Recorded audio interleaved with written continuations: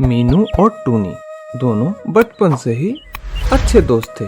उनका बचपन काफी कठिनाइयों से बीता था क्योंकि दोनों बचपन में ही अनाथ हो गए थे। पर एक दूसरे के साथ की वजह से आज वे इस हालत में थे कि अपना जीवन आसानी से बिता सके। आज राजा साहब ने जंगल में एक सभा रखी थी। बाहर राजा का एक कर्मचारी आवाज लगा रहा था, सुनो सभी, आज शाम 4 बजे राजा साहब ने सभा रखी है। सभी समय पर पहुंच जाना। ये सभा बहुत महत्वपूर्ण है हम सभी के लिए, इसलिए आप सबों को जो भी काम है अभी खत्म कर लो। अरे ऐसा क्या हो सकता है टोनी? पता नहीं मीनू, पर जरूर बहुत जरूरी बात करनी होगी राजा साहब को, इसलिए हमें अपना काम खत्म कर लेना चाहिए। और वे दोनों चल पड़ते हैं अनाज और फल लाने। उनके पड़ोस में ही रानो और कालू भी रहा करते थे। उन्होंने भी जब यह सुना तो अपना काम खत्म करने चल पड़े। फिर जब शाम हुई तो सभी राजा साहब के बताए जगह पर पहुंच गए। तब राजा साहब बोल पड़े, मैंने आप सभी को इसलिए बुलाया है कि आने वाला समय अब बरसात का है, तो मैं आप सबों से जानना चाहता हूँ कि आप सबों ने क्या क्या तैयारी की है। राजा साहब, मैं समझा नहीं। हाँ राजा साहब, हमें बताएं। अरे मेरा ये कहना है कि हम सभी को इन दिनों के लिए तैयार रहना चाहिए। हमें अपने घर को मजबूत करना होगा, अगर वे कमजोर हैं तो, या उसे नया बनाना होगा। इन दिनों के लिए अपने घरों में अनाज और पानी भर कर रखना होगा, और अगर इन सब में किसी को मदद चाहिए तो मैं मदद के लिए तैयार हूँ। राजा साहब, हमें ये सब सुझाव देने के लिए शुक्रिया। हम सब अब घर जाकर देखते हैं और तैयारी में लग जाते हैं। हमें जरूरत होगी तो हम आपको जरूर बताएंगे।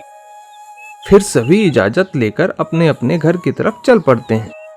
मीनू टूनी जब अपने घर पहुंचे तो अपने घर की हालत देख उन्हें लगता है कि उन्हें अपना नया घर बनाना चाहिए। फिर वे दोनों काफी सोच विचार के बाद कल्लू के घर जाते हैं। कालू मामा, और कालू मामा। कालू बाहर आता है। अरे टूनी, अरे मीनू, क्या हुआ? कालू मामा, क्या हम अपना घर बनाएं? हमारा घर नया नहीं है, बस यही सलाह लेना चाहते थे आपसे, तभी यहाँ आए हैं। वे सब यह बात कर ही रहे होते हैं कि रानो वहाँ आ जाती है। फिर कालू और रानो यही सलाह देते हैं, अरे बच्चों, आजकल कहाँ होती है इतनी बारिश? मुझे लगता है हमें अपने घर की थोड़ी बहुत मरम्मत कर लेनी चाहिए, बस बाकी सर्दियों में नए घर का सोचेंगे। कालू ने भी यही बात मीनू टोनी से कही। फिर दोनों वहाँ से दानों के लिए चल पड़े। खेत में पहुँच मीनू टोनी से कहती है, टोनी, मुझे लगता है हमें अपना नया घर बना लेना चाहिए, क्योंकि अगर ऐसी बात होती तो राजा साहब इतनी जल्दी हम सभी को नहीं बुलाते। हाँ मीनू, तुमने सही कहा, हम अनाज के दाने के साथ लकड़ियाँ भी ले जाएंगे।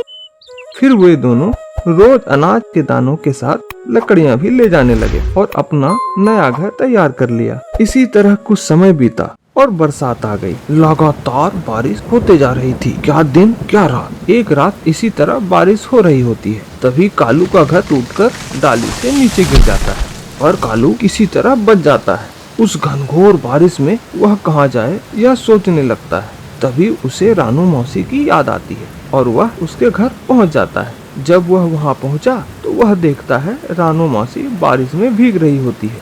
फिर उसकी नज़र रानू मौसी के घर पर पड़ी तो देखा कि रानू के घर की छत उड़ चुकी है। कालू को देख रानू कहती है, अरे कालू, अच्छा हुआ तू आ गया, मैं तेरे घर ही आ रही थी। देख, मेरा घर टूट गया और सारे जमा किए अनाज भी बेकार हो गए। अरे मासी, देख रहा हूँ, यही मेरे साथ भी हुआ है। मेरा तो घर ही टूटकर नीचे गिर गया। वो तो भगवान की कृपा थी कि मैं बच गया।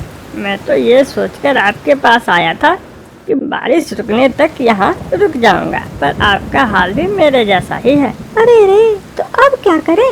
अरे मासी, हम टोनी मीनू के घर चले जाते हैं। जब तक बारिश रुकेगी हम वहाँ रुक लेंगे। फिर दोनों उसके घर पहुँच जाते हैं और आवाज लगाने लगते हैं, अरे टोनी, हमारी मदद करो।